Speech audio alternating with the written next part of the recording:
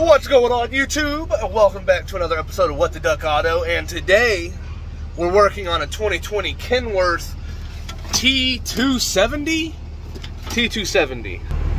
It's equipped with a 6.7 Cummins, and our issue is that our high beams do not work.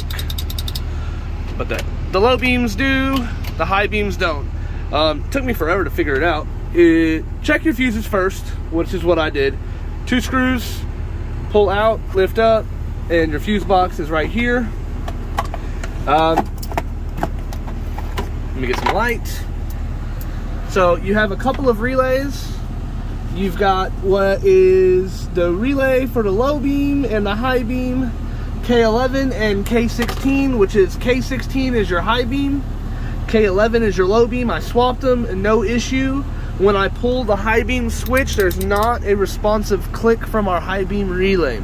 Another thing to check is your low or your high beam fuses, which is this one, and those are numbered, what is it, 43 and 45. There is a small 5-amp fuse between them, and these are weird.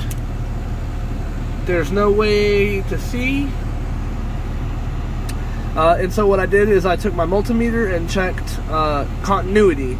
If it was a bad fuse, it'd be an open, but they did have some ohm readings, so I knew that they were still good. That's wrong.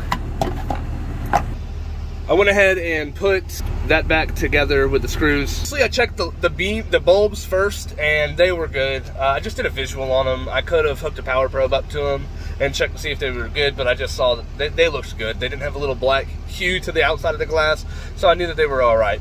Like I said, I could have re-verified by actually sending power to them. The next thing that I was going to check was our switch. This booger right here.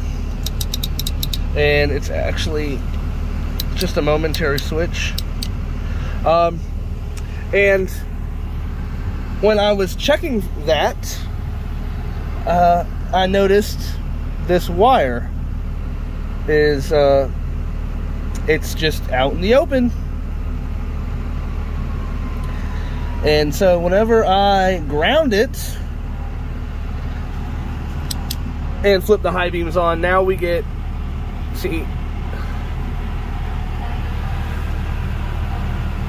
so that's our issue. This is probably a common issue. This vehicle has just under 60,000 miles.